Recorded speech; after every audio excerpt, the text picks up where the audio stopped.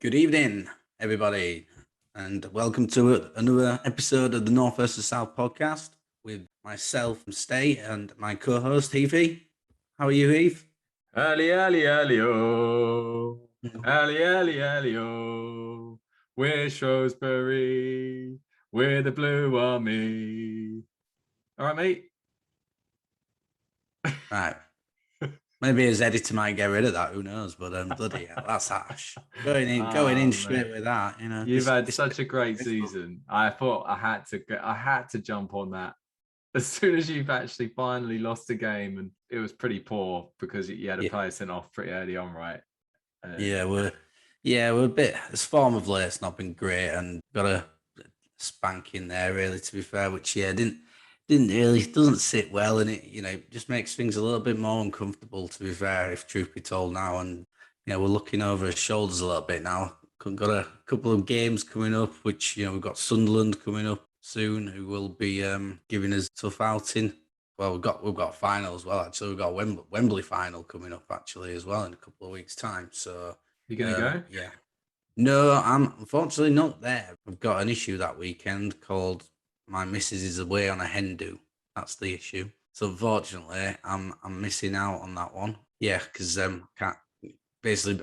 Also, it's around my sister's 40th birthday and as well. So yeah, there's probably going to be something going on that weekend, and yeah, it means that I can't go. My old man can't go. So yeah, we've been duped here. To be fair, not good.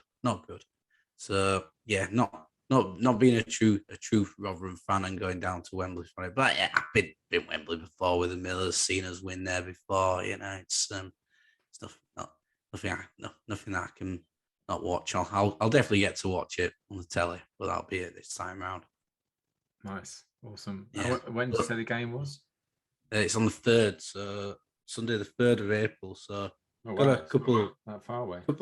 Yeah, not too bad because we don't have a game this weekend. We're international. We are Rotherham United, So yeah, we don't need a game when you got international quality players at your club. Nah, don't need that. So yeah, we've got a weekend off, which I don't think is a bad thing for us. To be fair, we probably needed one, if truth be told, because just the indifferent form's just not been quite there for us. So good weekend for you all, not losing again, not playing, but still not losing. That's good. Happy days. I'll take that all day long. I mean, if we can not lose until the rest of the season, then we've got a chance. Although there wasn't a great result for you on Friday night, really. There was, in terms of the Ellen Road mob getting that win against Wolves. It wasn't a great result on Thursday night either.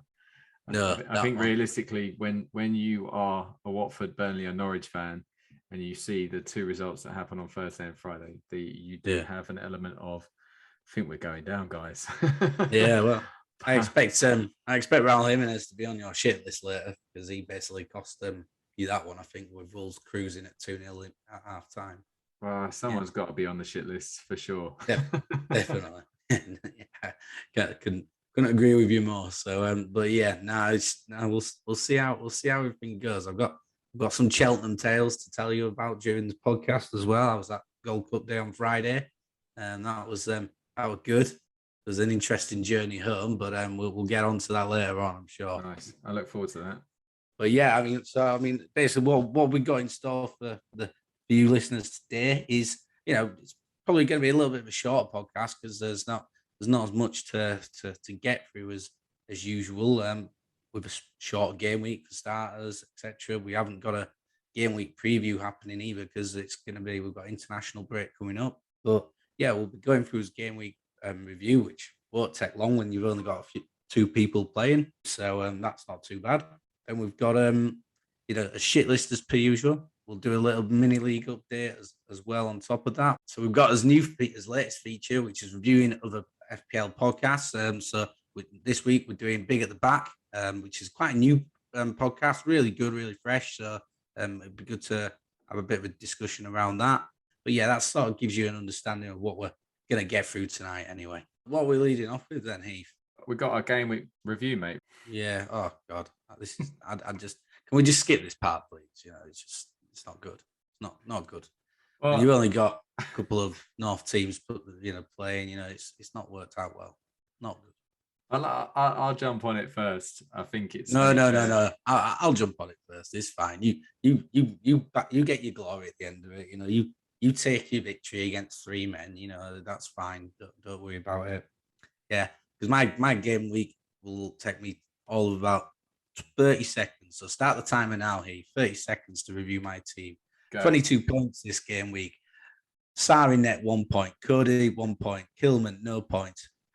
James Madison captain 20 points. That's it. Everyone else didn't play. Good night. And remember what you said about how this game was going to play out. You had this inner confidence that Madison might get you over the line with the captaincy. I did actually think to myself when he scored his goal pretty early on. I was thinking, "Oh Jesus Christ, this guy can't get this. He can't get this one right." nah. To be fair, I needed a Wolves clean sheet because I had triple Wolves, obviously, which they were looking good for in that first half. I thought. Then Jimenez, who we'll get onto later, did his thing. So yeah, that didn't work out too well either. So I needed a Wolves clean sheet to have any even slim chance of getting there, along with a captain display. But you can't play with four players, especially when you had a full side out. You took a -4 hit for it, but which I'm sure you'll tell us about. But you managed to field 10 players, didn't you? I mean, you would have had so yeah, you couldn't have done anything more than that. To be fair, could you? I don't think because you didn't have anyone on the bench who was going to play for you because Ericsson had COVID, but it was a defender he needed, wasn't it? So, or the Ding didn't play either, did he? So you probably had nine men, but yeah, not. It was never going to be. Never going to be. I was caught in two minds of, do I go for it this game week, knowing that you definitely are, going to struggle? And my whole idea was that I wanted to bring in Tony and Ericsson, and I wanted Ericsson to be my backup fifth midfielder going forward, and I could just sit with him being around. I assumed that he'd play most games, but obviously he didn't. But it didn't matter this week. I didn't need him this week. So the idea was I wanted to take a -4 this week when I was pretty confident I was going to win the game week. So I brought him in and knew that he was only going to be on my bench because I just knew that I was going to have, front. Well, I was going to have a 3-4-3 and that all midfielders and attackers were going to play. So anyway, yeah, I got 69 points this week. Like I said, took a -4. And I got to be honest with you, I think I made some good decisions. Martinez, just the 3 points. Luca Din and Rudiger didn't play. Kieran Tierney with 6, clean sheet. Saka, the guys on form. I'm so glad that we brought him up about 3 or 4 weeks ago to say, why aren't you guys picking this guy? Because it made no sense. Yeah. But now he's finally getting the recognition he deserves. And he looked really good against Villa. He looks so lively. He looks really interesting as a football player. He's absolute quality. He's the lad, and he's been showcasing his talent, for all to see. And I think getting some great, he's getting the rewards as well. With his returns this season have been really good. When we did the quiz the other week, for example, his sort of things were were right up there. So it was really something that I think, with his stats this season at the moment, you can't really fault the guy. He's playing fantastic football. He burst onto the scene last season. He was great for England in the Euros. Obviously, he's come back well from obviously missing the penalty in the final. That can sort of really that could hit people, but he doesn't seem to have had that issue, and he's really sort of demonstrating that he's a top quality talent. And Arsenal are demonstrating great quality at the moment themselves. It was a big win for them, and I think you could tell they knew it was a big win for them because they were after they had full time whistle. They were all celebrating together. Really sort of having a camaraderie they seem to have going on there, which seemed to rile a few people for some strange reason. Gabby Bonlahor was obviously a little bit sour about them Villa losing, maybe because they were like, "Oh, why are they celebrating like that?" Well, because they knew it was a big result for them. It puts the pressure all on the teams below them. With Spurs and West Ham playing each other, they're now 6 points clear of West Ham, and we're in 7th place and still got 2 games in hand on them. So West Ham are pretty much, they could be out there. They'll be out of their sight, if they pick up one win of those games in hand. it kept them 3 points above Spurs with a game in hand. It puts them 4 points above Man United with a game in hand still. It was a massive result for Arsenal, and I think over the last number of seasons, most people would have backed them to drop points there at the weekend. So yeah, I'm really impressed with them at the moment. Gone to show what they're keeping faith with Arteta, letting him, sort of implement it the way he wants to play. But he's brought in these youngsters as well who are hungry. Got rid of Aubameyang. Great move, to be fair. I know he's scoring goals at Barca, but I think it was a great move by both. To be fair, he wanted out. Barca are a good place for him to go. They were doing poor. Arsenal needed rid of him because he was just causing problems. And all parties, I think, are probably happy with the deal right now. 100%. Yeah, I'm happy with Arsenal just because my team is now very competitive because they're actually getting some points. So happy days. But just going back to it, so I've got Coutinho and Kulusevski, who both got 2 points each. Ultimately, they didn't really matter so much because of the other team players around them. So Heung-min Son turned up, got a 15-pointer. He should have had so many more as well. I mean, he could have had a hat trick, could have got some assists. Ivan Toney and Lacazette have both let me down this week with 2 points as well. But again, because of the rest of my team, it doesn't really matter. But Lacazette has got to be. I've got to be thinking about, do I really want to keep him? Because if you've got these Arteta's playing this kind of formation, it feels like Lacazette's not really going to score many points. He's getting some assists though, isn't he? And he takes the penalties, so it's one of those where I see what you're saying. For the money it costs, could you get someone who's going to get you maybe a few more points, or at least the same amount of points for less money? And the answer is yeah, you can. So I suppose you just gotta think about what matters, and does it then free up money elsewhere for the running, because we've got a title race on our hands, obviously, in our head to head. So it's you got to be looking and thinking about those things, I think, as well, aren't you? So it's I see what you're saying with that, but I don't think Lacazette's done too badly over the recent weeks. Again, picked up some assists, got the odd goal. I think he's been critical for Arsenal, just with his link-up play and holding up play and getting the likes of Smith Rowe, Odegaard, Saka, Martinelli, whichever of those are playing. Lacazette's bringing them into the game, isn't he? Which obviously he doesn't score you points in FPL, but that's the thing. I think I heard someone on a podcast saying the other day that he's playing the traditional French number 9 kind of thing, where they play well, the team wins, but they don't get many goals, and that's not what I really need. But we'll see about him. And Toney, like I say, came in and just basically did exactly what Emmanuel Dennis has been doing for me, got on a solid 2-pointer, which is disappointing. But Sir Harold of Kane with 3 assists, 2 bonus, massive score. That pass. It's a glorious pass, yeah. The Son, I mean, it was just absolute quality. I've had a debate with one of my mates for a while now about Lewandowski and Kane, who's better, etc. And everyone's got their own different opinions. I just messaged him on that pass. I went, I've never seen Lewandowski play a pass like that before.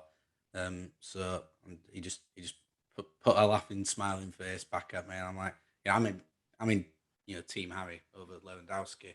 I mean, I'm not doubting that he's world class, Lewandowski, but I'd have Harry Kane over him any day of the week. Really, I'll be honest with you, it is surprising, because although I think Kane he has got a better all-round game, I do think that if I saw someone running through on goal, if it's Lewandowski or Kane, I'd rather go for Lewandowski. I just think he's a better finisher. I think Kane's a good finisher, but I think Lewandowski's just clinical, but all the time. And if you put him in any team, I think he'd score a lot of goals. I think Harry Kane's good, but he needs to be in a better team, probably to showcase how good he could be. But at the same time, I think that's why Harry Kane's better as well. But I think maybe I twist that argument.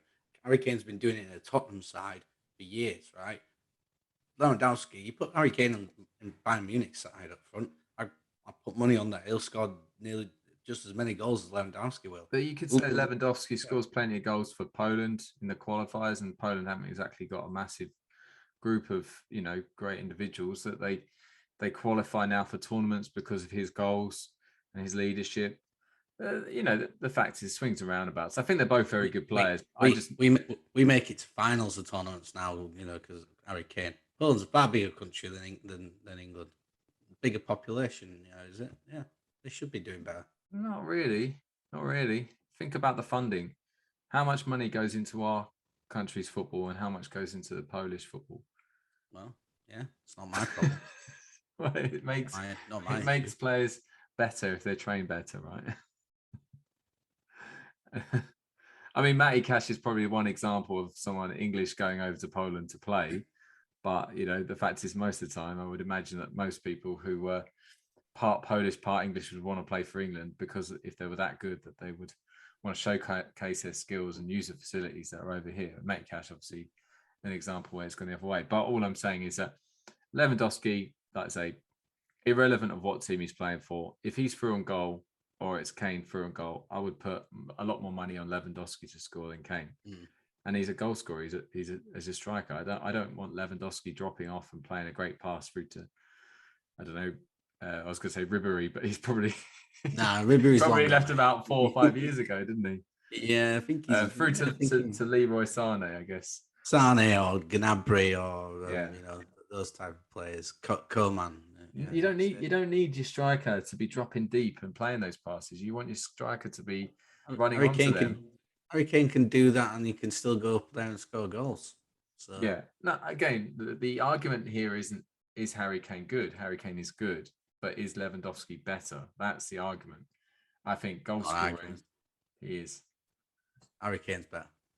Give me your mate's number, and I'll back it up. Back him up. Yeah, you can do. Yeah. But no. So yeah, my bench obviously was non-existent. Ericsson had COVID or something, and Foster, Walker Peters, and James all didn't play because they have a fixture. So yeah, all in all, it was brilliant for me. 69 points, a very sexy number, and it meant that the all-important head-to-head league is back on. There's 35 points in it between you and I, mate. At one point, it was like 100 plus. Now it's 35 points. We're both on 45 points. We've both won 15, both lost 15. There's not been a draw so far this season. We both go for it. There hasn't been a draw, has there? But we don't settle for a draw. We go for the win or take the loss. But if I can get, to say it quietly, if I can get those 35 points in the next few game weeks, mate, maybe, you never know. I've got some decent double game weeks coming. You do, but benefits the northern teams a little bit more. I really can't wait to see what you're going to do with this next double game week, because of all the teams to have a double game week, the ones you probably wouldn't particularly want. Burnley and Everton. Yeah, I mean, apart from Norwich, there's not many other teams you wouldn't want to have a double game week. And Burnley also play Man City in the other games, so yeah, that's probably not going to be much joy there. But we'll see. Who knows? I mean. Well, could be a nice 0-0 draw, that, so could overload on the defense. Not Michael Keane though, definitely. No. Well, there you go. But yeah, I think like the fact is that the as I said last week and probably the week before, the fact is that we're end of March and this league is well and truly on. And therefore, I hope that people are going to be tuning in, week out, to be thinking, oh, what are you going to do this week? Who's going to be top of the league? Who's going to be bottom of the league? There's absolutely nothing in it between the two of us. And there's a lot of games to be played still, but there's not a lot of game weeks to be played. So we'll see how we go. That should have been a game week last week anyway. Game week 30 was a shocking farce of the game week from FPL. That'll, again, get brought up very shortly, to be honest with you, Heath. I think it's time. I think it's time, mate. I think it is time for the Michael Keane shit list. I think now we've got to the point, we're in March. If people haven't listened to this and don't understand about the shit list, then realistically, they need to listen to previous podcasts. So I'm just going to call it the Michael Keane shit list, and we're going to keep with that. All right. State. Yeah. Well, vent. Michael Keane has made the shit list again, because I was watching the Palace Everton game, which Palace absolutely battered him. And who was at fault for the first goal? Michael Keane, crikey.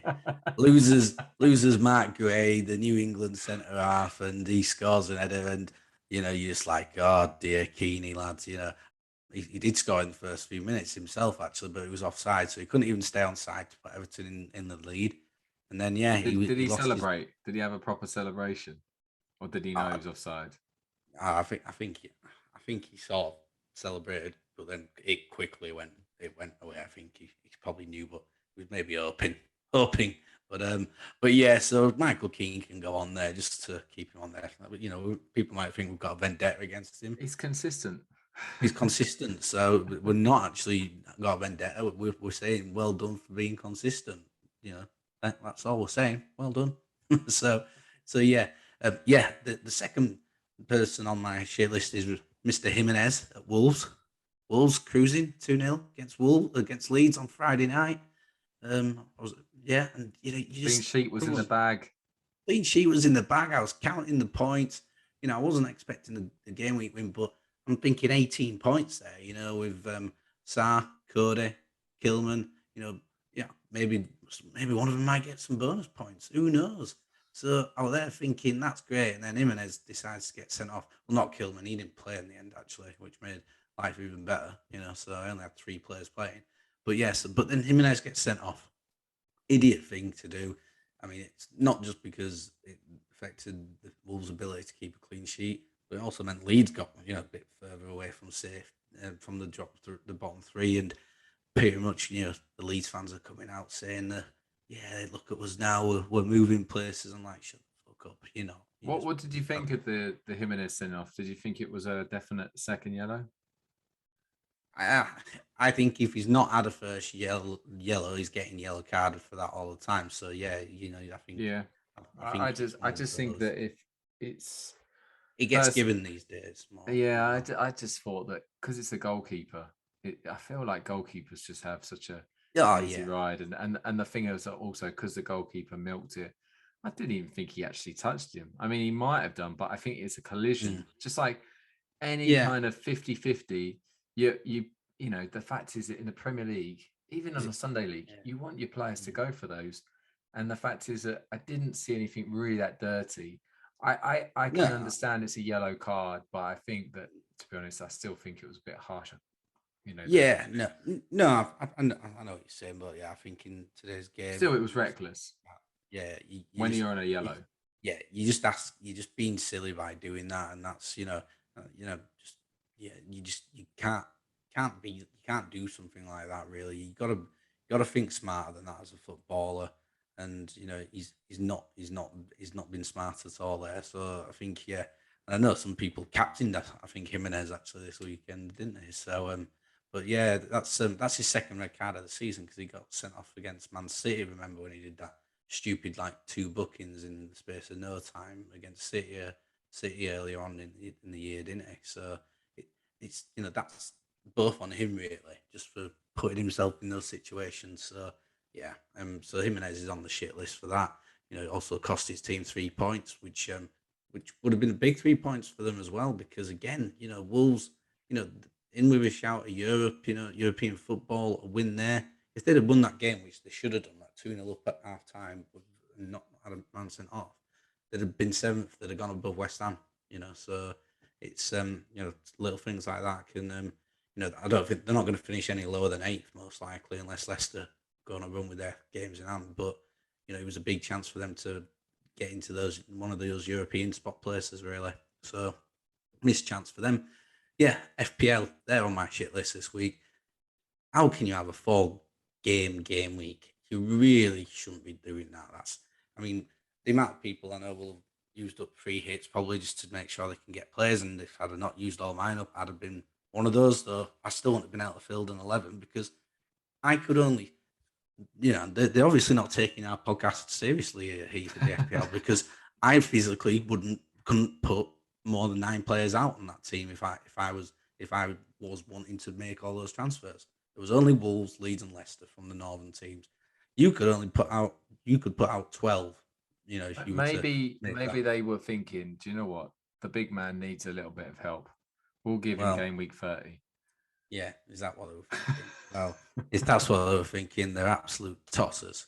So that's but that's it. It worked out all right for you because you obviously had a few Arsenal, Spurs, and and Villa players anyway, because you probably had Coutinho in for a little while. Well, you've had Son in, Kulusevski and Kane pretty much now for a little while again. Saka Tierney has been in your team pretty much all since the day we were born. It feels like, to be fair, you love Tierney for some reason. But there you go. So it was it just didn't. I just don't sit right with me being an actual full game week when there's only 4 matches on. I just don't think that's right. To be fair, but it's what it is. But well done, FPL. Great work again. And yeah, I could go on, but the other stuff's probably more FA Cup related as well. And I mean, was Diogo Jota offside? Bloody looked offside. I'll tell you what. Every angle I've seen it on, it looks offside. But they found some lines and they drew it. And all these Liverpool fans saying that we don't get helping hands from VAR. Yeah, you did that. Just say it. Yeah. What about Yates going through on Allison? Did you think that was a penalty? Nah. Do you know what the thing about it is? I think that they were hinting to it in the commentary that there are other players who could be a bit more clever about that, and the fact that he didn't go down straight away. But the fact is that it was one of those ones that you do think that if it was down the other end, that probably would have been given. Maybe, but I think I don't think it would quite warranted it for me. To be fair, to be a penalty, and but you can't like. I mean, the fact is that irrelevant of what happens, if there's a hand that's outstretched and it touches the foot, I know this Yates wasn't exactly running that quickly, but the fact is that when footballers are going that quickly, a little nick or anything like that could be the difference between them staying up or going down. I don't think with his examples is a bit different, but I do think that the fact that they didn't even really check it wasn't even like, you just go have a look, just have a quick check. I didn't even realize that VAR was working. Yeah, well, I think what tells you something about it as well, which probably means that I'm right here for sure, is that Boris haven't come out and started saying, well, that's a clear penalty. I don't think they sort of think that. There's not been a huge thing. The reports that I read as well. On top of that, none of them really went into much detail about the penalty appeal. There was a brief line about it, but so I don't think that it's one of those that's clear and obvious error. That's why VAR won't have really got involved in it, and to be honest with you, so that were my thoughts on it. And Forest gave a good account of themselves against Liverpool there. Liverpool had possession, but they didn't blow them away or anything like that. Obviously, made a few changes to the lineup. I think it was again, a good cup tie. It was a good atmosphere. That's my shit list, yeah. So that's all that goes on it. To be fair, FPL's the one that I'm really mad with. You absolutely bummed me this game week. Well done for that. Congratulations. Cool. Well, all right. Well, I've got a full list. I've got one that you could actually say arguably I've got more than I should have, but you'll kind of make that decision, I guess, when we get to it. But the first one I'm going to go with is Luke Ayling. I think he's one of those players that I know he's a nice guy, but he looks like a twat, right? And his celebration for his goal was just, it's kind of like Jimmy Bullard, like Jimmy Bullard used to be quite amusing, wasn't afraid to be a character, I guess. But the fact is that it was terrible celebration, awful. What he was trying to do, I don't know. Robbie Keane, I guess, or Jimmy Floyd Hasselbank or something. It was just someone said that it was trying to do like, well, who was it who mentioned about Robbie Keane? I can't. It was someone on Talk Sport, I think it was, and they were saying it was trying to do a bit with Robbie Keane, wasn't he? I think it was Jamie O'Hara who said it or something, and they were just laughing about it. And I mean, that's why defenders don't score very often. Well, I do remember he scored. He scored, I think, last season where he took his hairband off and started going off, and it was just so funny because then it was ruled out for. Cracker. He scored a good goal against Man United, didn't he? I think one of their beatings from them. I believe. I can't remember which one, but I think you're right on that one. But yeah, it's a terrible celebration there. I'm going to stick with that game and then go with the Wolves defending for the second and the third goal. More the second, but the third goal wasn't that much better. To be fair, the Leeds defending for Wolves' goals weren't that great either. Yeah. But Yeah, Wolves defending for that second goal was just comical. And you kind of look at it and go, is that what happens when you're down to 10 men, that you get caught out like that? But it felt like there was about 7 or 8 Wolves defenders, midfielders in the box where James was on his own. He has his chance. It gets deflected up in the air. I don't know if it was Saiss, but someone has a swing at it. It goes back up in the air. And then it still feels like there's only 2 or 3 Leeds players in the box when there's about 8 Wolves players. They certainly, I mean, I think there was someone on social media pointing out Willy Bowley. his ball watching was top class, and I didn't have a laugh. His eyes didn't leave the ball, did they? His eyes were focused on the ball. Honestly, you were doing a spot the ball competition. Just look where Bowley's looking, and you'll find where the ball is. As a defender, I can categorically admit that I've been there before and noticed myself just ball watching and then get someone having a go and thinking, all right, mate. Oh, actually, no, they're right. I was ball watching. I had no idea what was going on there. There's a good one. It's back from, if you go like to Premier League years, right, and watch you on Sky or whatever. In 92-93, when Man United were 1-0 down to Sheffield Wednesday, like towards the end of the season, and it was like a big result. If they'd lost that game, they might not have gone and won the title. Who knows? But there's a goal, the equalising goal from Steve Bruce header. He heads it, and if you look back at it, Nigel Worthington's on the post, and he just watches the ball, and it's like he's just watching it, and his head follows the ball, and it's like, and I think it was from like a Nick Hancock, on goals and gas type video of football, and he was like, he just commentates, pretending to be Nigel Worthington, sort of speaking about it, and he's like, and that'll be the ball going in there, and it's right next to him. He just doesn't move.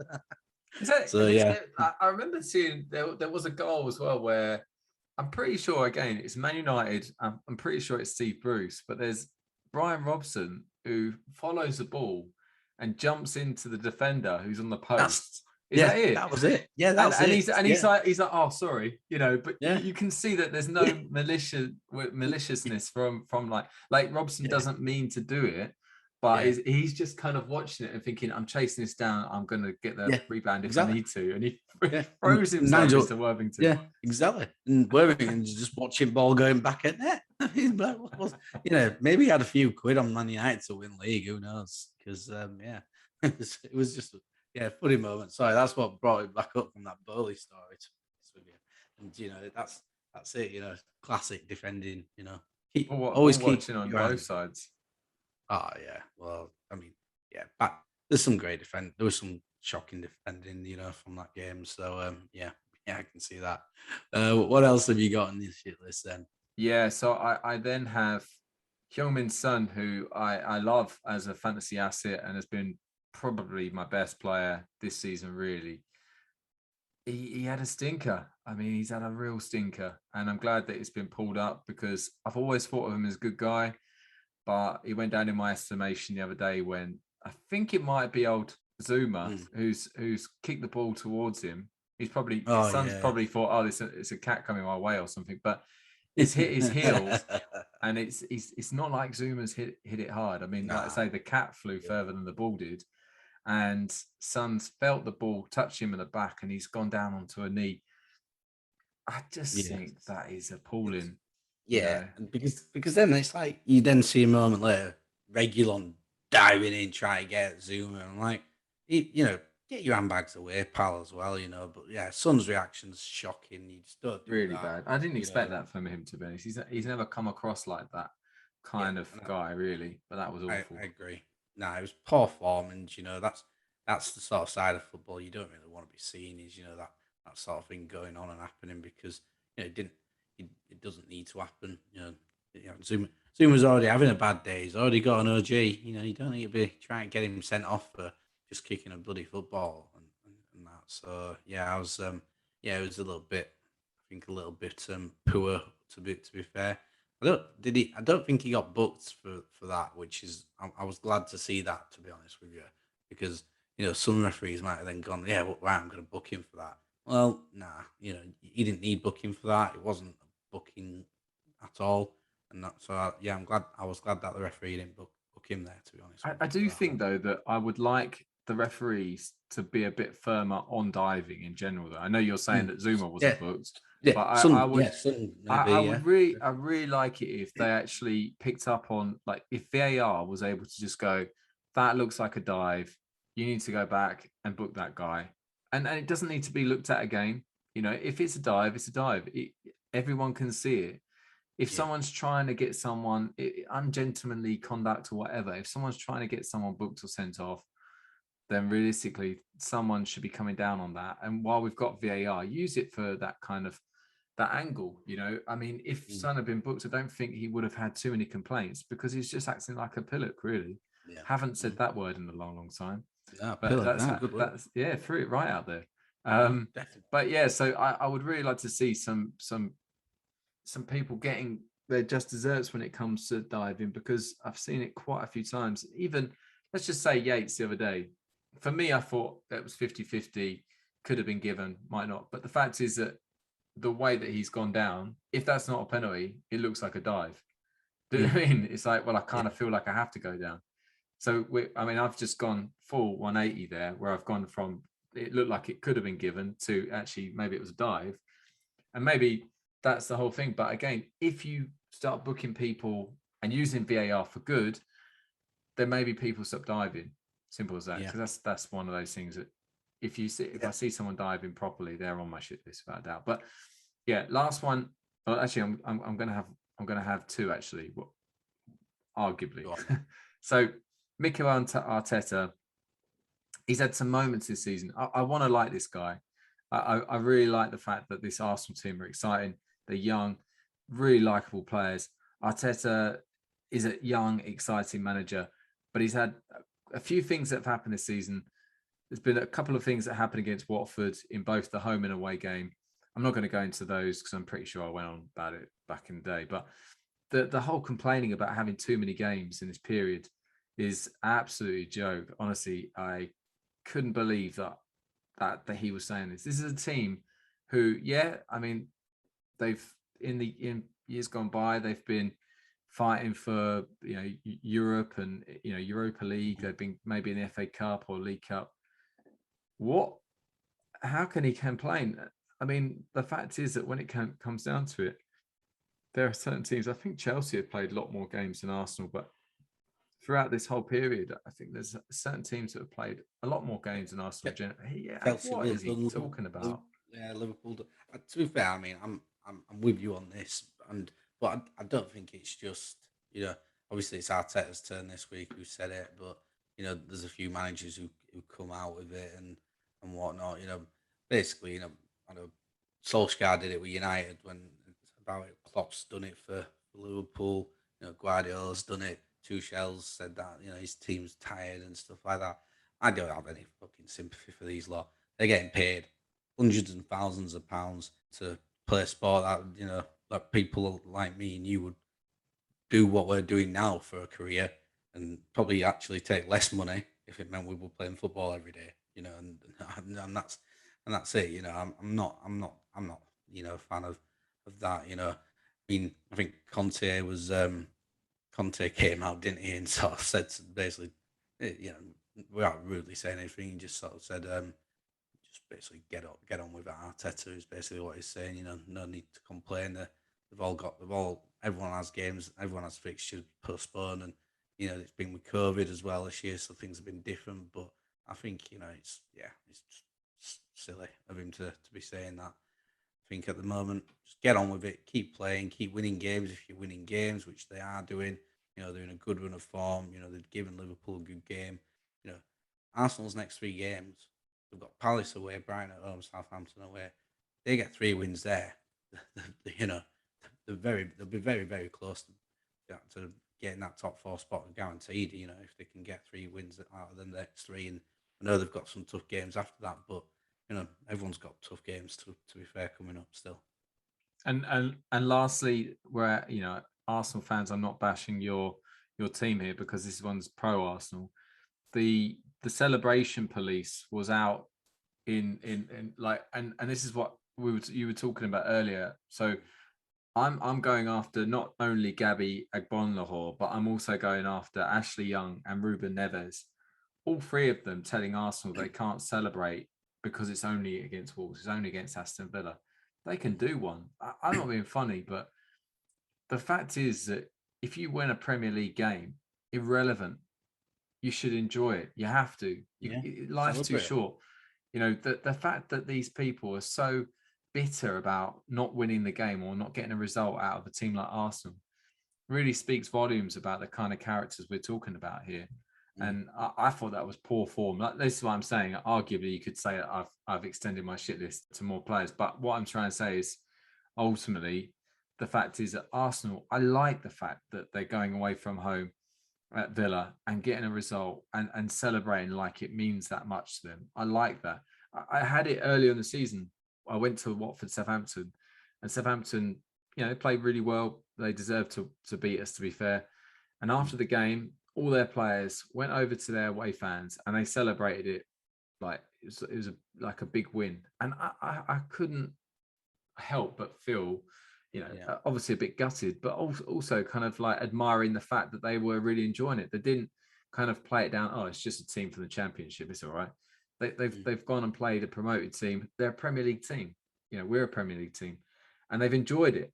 They know it was a big result considering they think they might be fighting relegation. They're not really now, but they didn't know that at the time. And I think at the time they might have been fourth or fifth from bottom. So I really like that, and I like the fact that, you know, these fans have come a long way to watch, and they spent a lot of money to watch their team play, and for these guys to be celebrating it like it is like a Champions League win or FA Cup win, good for them, you know. And the celebration police can, like I say, do one.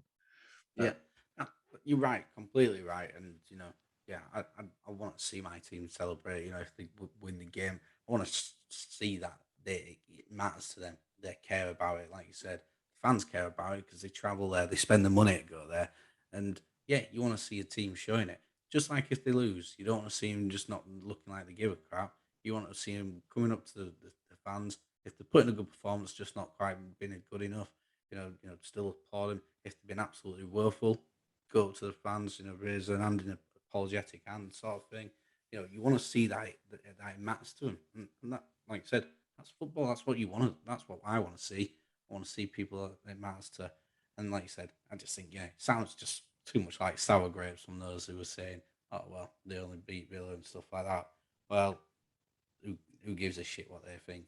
I'd rather, like I said, Arsenal are doing well at the moment, playing well. We've got a good team bond, obviously, and they're showing that. So fair play to them. Yeah, and that's my shit list. Good shit list, like it. Some different things on there to discuss, which is always good to hear. So liking it, Heath. Well done, you. Yes, congrats. I forgive you now for that earlier Rotherham outburst. So we can do that. So I suppose that leads us nicely now onto our mini league update. I mean, probably loads to update given the shite that's been this week. But have we seen much moving, much toing and froing in this game week, Heath? Well, we've got a couple single digits down the bottom from Joe Hadley and Nick Edwards. El Badger Poopers and United Division. They've had a stinker. They're basically, they've obviously not even just decided to change their cap. Right, it looks like, I think, so Joe Hadley hasn't even changed his captain, and neither has El Badger Poopers. And El Badger Poopers even had 3 players playing, but one of them was Jimenez. In fact, 4 players playing, but one of them was Jimenez. So minus points there. There's quite a mix. So Pavlos Lossi, 60 points. He had Kane as captain. He had Son. So obviously that worked out well for him. Then we've got, going up the league, we've got some big scores. So Simon Dent with McGinn and Tonic, 84 points. It's a big, big week. But he did take a minus 24. He went big, didn't he? He did go big. And do you think he was going for a a game week win in the entire sort of game or something. Do you reckon? Maybe. But he had Go Kane for as captain. He had Son, he had Saka, Maddison, and Gabriel Tierney. So whatever he was going for, it worked. Oh yeah, no, definitely, yeah. Gotta can't fault that. Well done, well done, Dentos. Well done, Dentos, indeed. Then we got up to Zoe Maria. So we got Ryan Bennett on 15 points, and then Zoe Maria just above him on 76 points.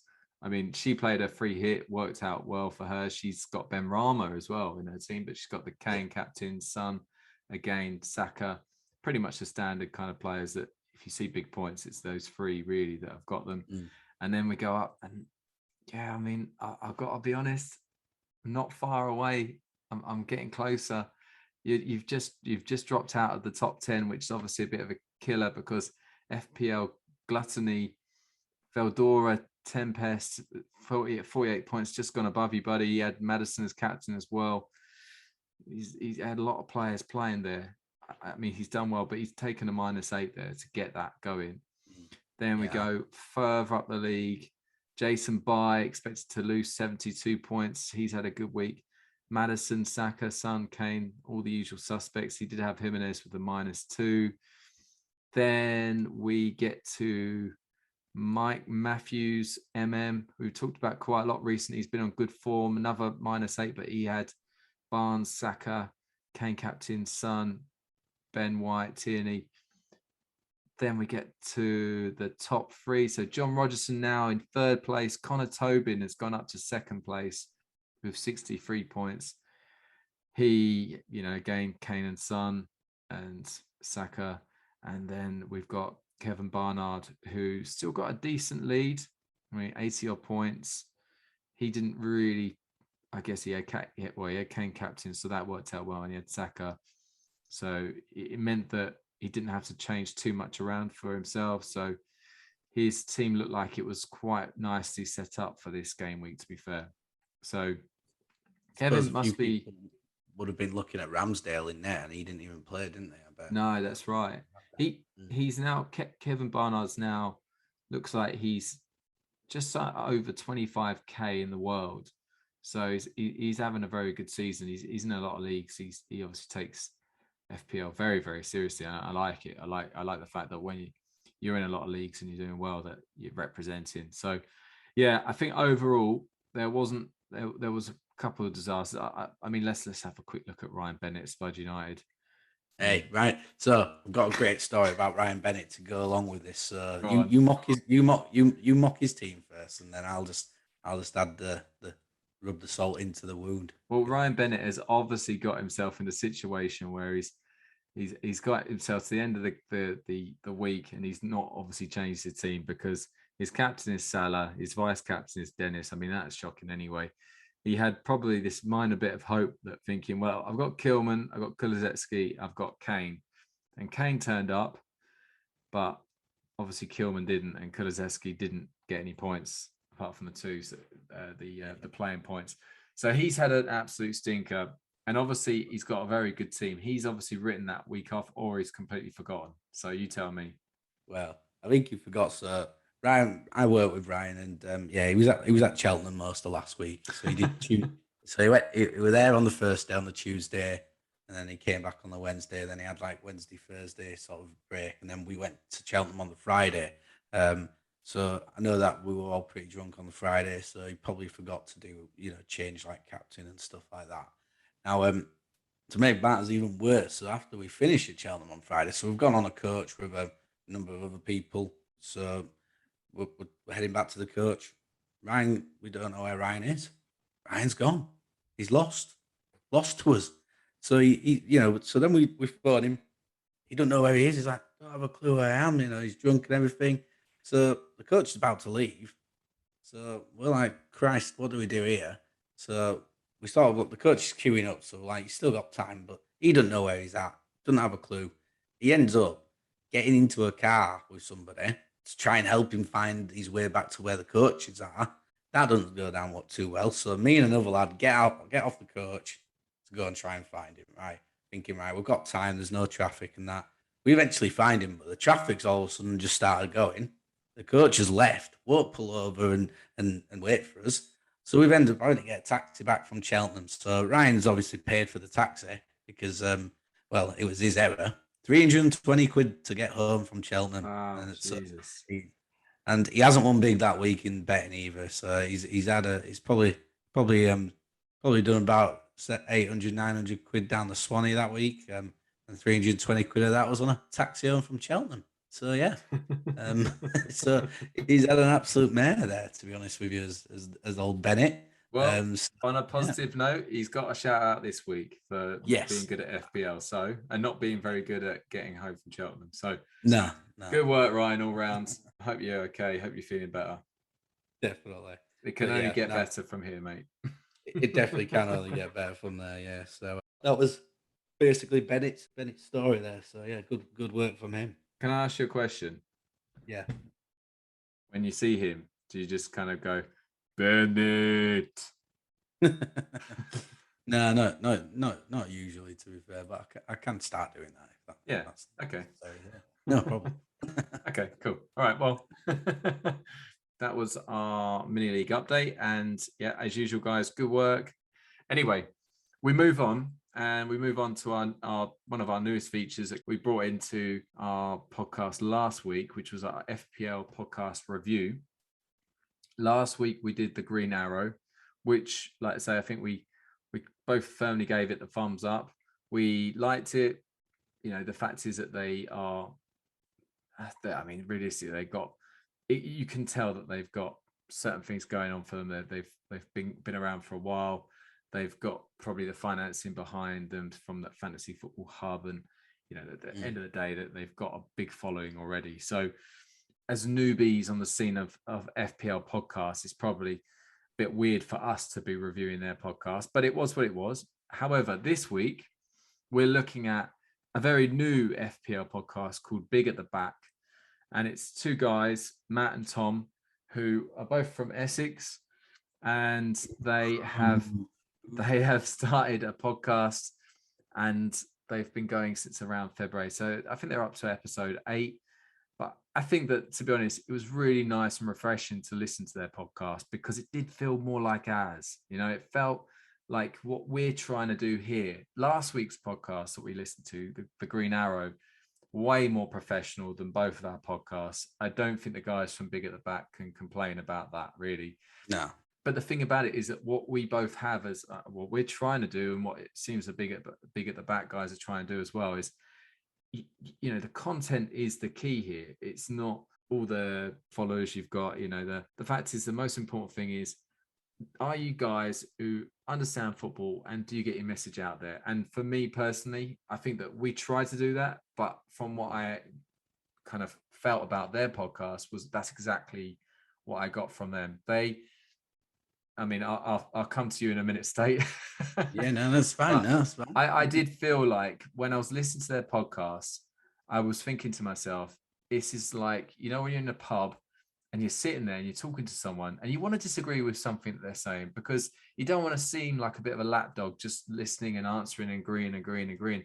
But to be fair to these guys, their points of view, I felt, were very valid, very interesting, and they spoke to me personally that I found it very difficult not to agree with them, to be honest. I didn't even mention your name once, Heath. I don't even think they know you exist. Well, exactly. Yeah. So I don't even know why I'm getting so caught up about it. I do think that it's one of those things that you often find yourself listening to. Let's use Gabby Agbonlahor as an example. Now, for me, I could be wrong here, but I listen to TalkSport, and there are certain people like him, Jamie O'Hara, where I just think that it's clickbait.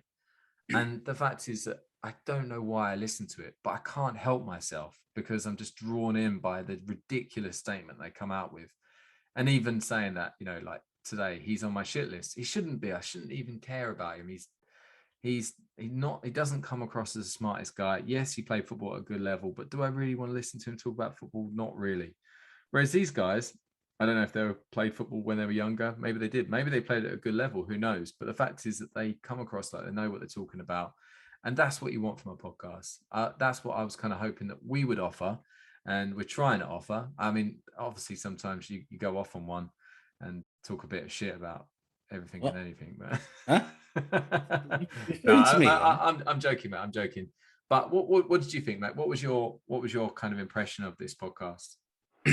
Yeah, no, I liked it. Like, so I think that they work well off each other, and two mates, talking about football and that, and I liked their approach as well. They were talking they talk about the games and then sort of like bring in fantasy from that. They'd obviously do a bit about they do the game week reviews of their teams, but then they talk about the games, and they say if they watched it.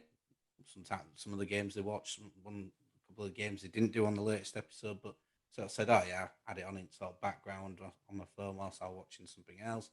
So it was good just to hear them talking about it. To be fair, and I liked how they sort of brought in their own sort of like tactical awareness, sort of to how they see how a game's going and what teams are doing. I think they talked about some, which was quite interesting about Cristiano Ronaldo, but it was then about Spurs, how Spurs play this sort of way where Conte doesn't mind them letting people shoot from further out and stuff like that.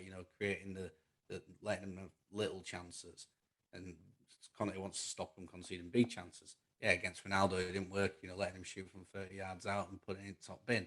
But you know, the sort of insight into that was quite good. They're from Essex, so no one's perfect, guys. So probably, you're never gonna be unless you're from West Yorkshire, in my opinion. But no, it was good, and they also obviously have the little favourites as well, which I thought's good.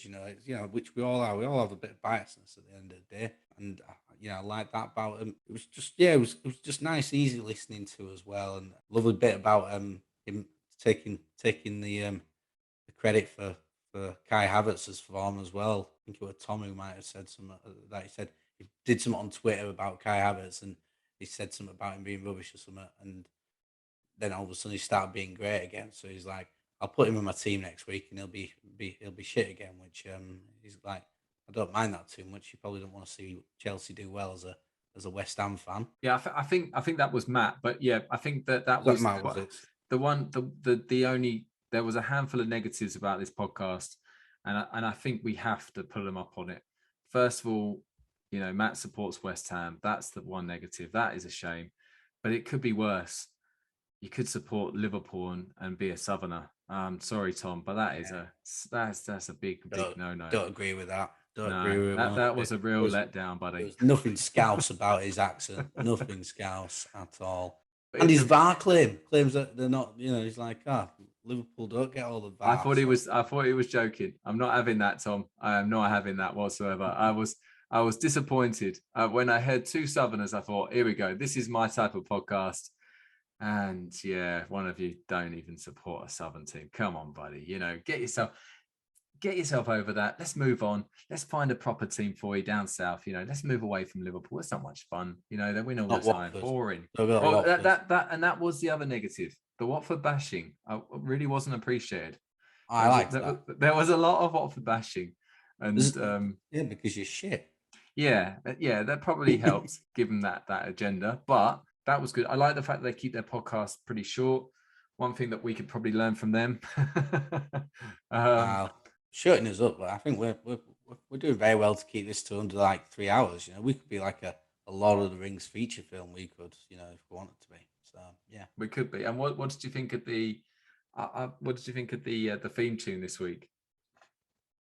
interesting actually. Because like obviously the start of it sort of goes the throwing in commentary. You hear Gary Neville having his orgasm when Fernando Torres scores. And Unbelievable. yeah, exactly. So you're hearing all that, so it's quite good. So you pick the gym. Basically tells you on the tin, right? This is a football podcast because this is any football fan will have recognised. I would say most of those, to be fair, in there as well. So, but yeah, no, not bad theme tune to be honest with you. I'd rank it higher than last week's theme tune. Still nowhere near our theme tune. I mean, our theme tune's definitely better still. Yeah, Exactly. you're not getting the theme tune award. That's still with us too. Yeah, unless you're Insurance B, and then you're obviously thinking about if they can get themselves in the back door of the award ceremony because they've got the same No, theme tune as us. they're disqualified. They didn't get in touch with us. They didn't say we want to use your theme tune. I still hear it I swear to God, every time I'm on YouTube, I'll hear it once or twice. There's like a YouTube algorithm in there that's really winding me up. But Yeah, so listens to you. Knows that you post it. did you have any negatives, anything that could do better category for these guys? Well, I Constructive think criticism. How about that? you know me. I'm not really constructive. To be fair, I just pretty much say how it is. So, Fucking southerners. bloody well, yeah. I mean, you can't help where you were born and where you were brought up from, I guess. So sometimes, I mean, although they're clearly old enough now to have made a decision to move away from down there, maybe, and base themselves in Grand Land. But you know, I probably wouldn't accept them anyway. Got enough fake Yorkshire people in this world. Don't need any more. But no, I tell you what, I think it's really good to see them. Because they're obviously fresh and new, and I think what they what they can sort of add in is just adding a bit more into it. Like you said, going outside the box. Doing a few different things. Which I think we sort of took a little bit of a while as well to get into that. That's why we sort of didn't release for the first year of doing it, probably because we were sort of trying to master our craft, so to speak. So we've got stuff like the shit list, but I think they did say something towards the end of the podcast, the recent episode, that they were going to look at doing maybe fantasy football legends and stuff like that. And I think so. I think they recognise that they can add more in, and I think that's where I would be sort of suggesting to do a little bit more than that on that side of things as well. Because I do like the fact that they review the game week. They talk about the games. If they watched a match a day, they'll bring up things and then they'll relate to FPL. But I think you can do some extra. Have a different feature one week. Ideas like that. You know, bring in whatever you want. To be honest with you, so that's the one area I think where they can expand. But I think, like I said, at the end of the episode, they were pretty much talking like that. So I think they're obviously onto that and looking at other things to add in. Yeah, and like everyone loves a quiz. Get a quiz in there, Oh, guys. that Throw cheeky something quiz in there. question. No, but they did a cheeky quiz question on this episode actually, where they were talking. I can't remember what the question was, but you needed. It was. I can't remember what it was, but there was a little cheeky quiz question in there, so it was good, but it wasn't like a set thing. But I reckon with them two, they clearly have good knowledge, so I think a quiz would be quite good. Have a little head-to-head competition in that would be interesting. Nice. All right. Well, we get to the big questions. So, what would you rate the podcast out of 10?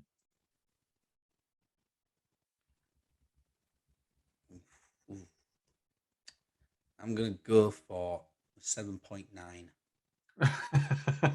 The most random score ever. Okay. And would you recommend it? Definitely, yeah. I think really easy to listen to, quick, they're engaging as well. You can. I've listened to the recent episode, but I'm going to go back and listen to a few of the other ones they're doing and make sure that I've listened to the future ones as well. Definitely. Well, that kind of then stops me from asking the next question because you pretty much answered it, which was, would you listen to it again? Well, there you go. Yeah, I'll listen to it Yes. again. Just to appease your question. Yes, I would listen to Nice. it again.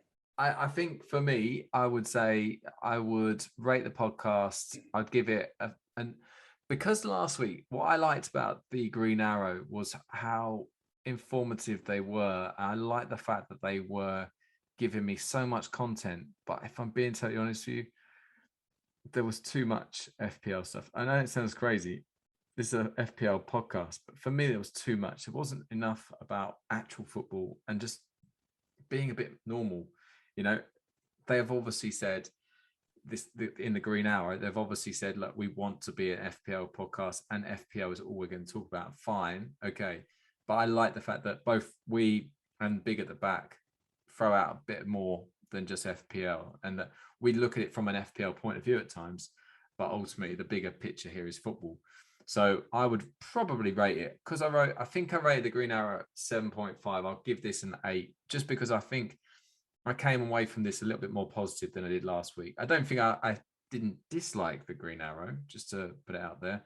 I just felt that Big at the back offered a lot more.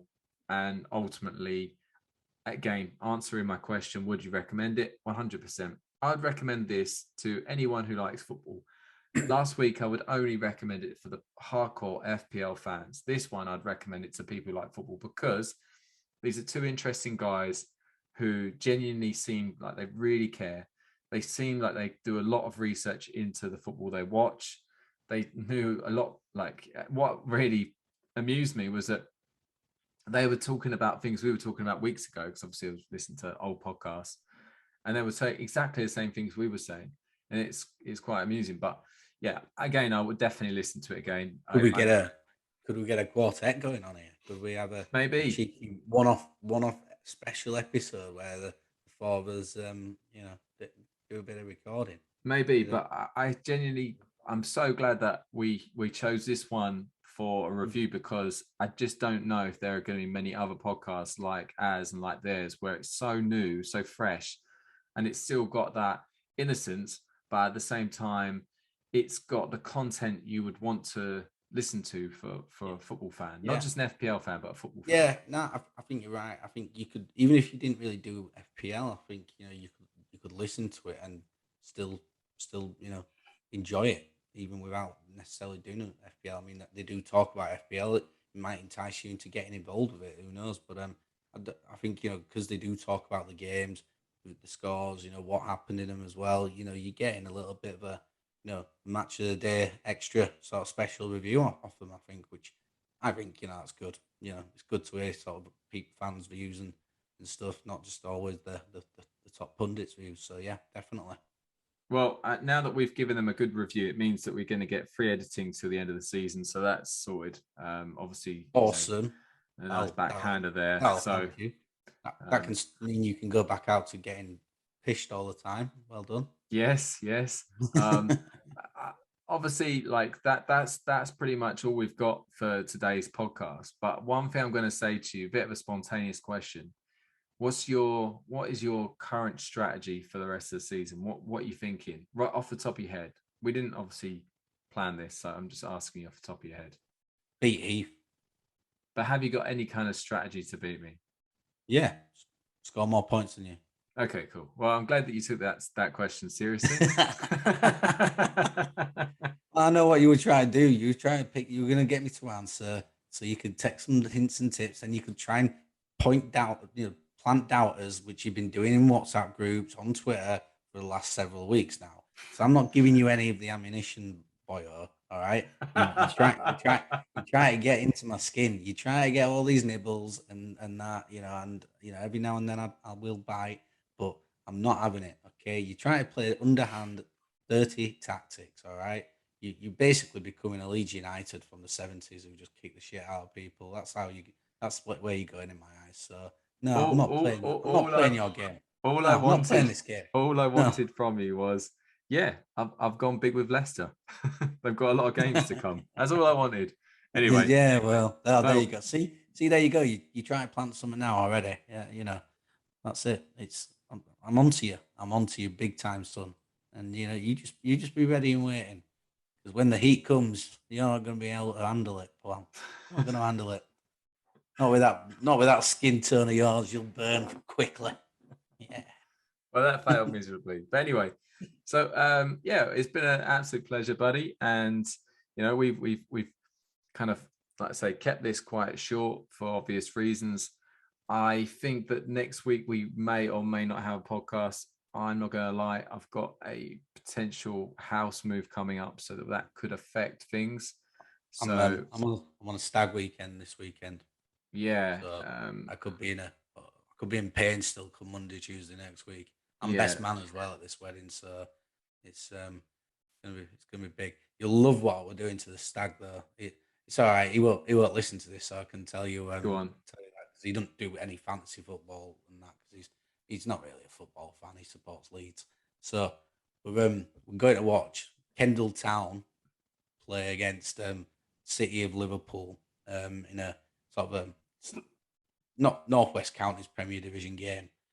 We're sponsoring the game, and he's going to be the mascot and have to walk out with the captain holding hands That's and so stuff like good. that. That's so good. So yeah, we're probably going to be stitching him up. So yeah, he's going to be a mascot. We've got him. We bought him his own kit, the same kit as the Kendall Town team. It's got his name on the back and his number, which is he his going to have to age. hold hand with the captain, who's Yeah, hopefully going to be taller than? yeah, and he's going to have a pendant to give to the other captain. And he's got to obviously have the picture with the referee and everyone. We've got he's even got the mascot double page pull out in the middle of the program as well for the game. That's so good. So Mate. yeah, I've put his nicknames in there as well. Some of them are fantastic. One of them's Sleepy Fingers. Make out of that what you will. And so yeah, we've got some something good going on there. So I'll give everyone an update about how it went. When when we next record. But yeah, so I've got that this weekend. So it's been a stressful time, organising a stag do. Ugh. How many have you got going? 26 of us. So not many then. nah, yeah, just one or two. To be fair, it's not that he's popular. People just want to see him suffer. To be honest with you. Well, you said he's a Leeds fan, right? So you can understand that for a start. Definitely. So yeah, but yes, and I've got that this weekend, so it should be fun. Hopefully, have some good stories to tell you everyone about the strippers and all that. That'll all be happening. So don't you worry, guys. Beautiful. Well, good luck with that, buddy. And yeah, you make sure you report in. Let us know how it goes. But yeah, from us, we're FPL North versus South, and obviously you can follow us on Twitter. I'm at FPL Southerner, all one word. State is at FPL_Northerner. Our current Twitter handle for the podcast is having a bit of a nightmare at the moment, which is at FPL NVS. It's currently suspended or locked or something. And it's because we've added too many people at once, and therefore they think it's spam. So yeah, that was a kind of always you too trigger happy, all I did was I just added every single FPL account I could find. And then it got to the point where I got told off, and I thought, I'll be all right. Got told off again. I'll be all right. And then it got locked. Always problem. You see what I've got to work with here, people. A man who doesn't listen. Shocking behaviour. We'll see how long that goes on for. That's been out for about a week and a half now, so we'll see how long that will be out for. But we'll see. Anything that gets released will come through the Southerner account from now on. But yeah, anyway, on that nice that fun note, just want to wish you guys a very, very safe and enjoyable international break. Please don't, kind of get too depressed. We'll be back soon. It won't last long. It will zoom by. Don't worry about this shy international friendlies. Don't make your transfers before any of it as well. Yes, please don't. Don't go stupid. Don't do that. We don't advise that. Don't do an angry transfer and get rid of Jimenez, right? No, definitely don't do that either. Yeah. Anyway, good luck, guys, and we'll see you soon. All the best.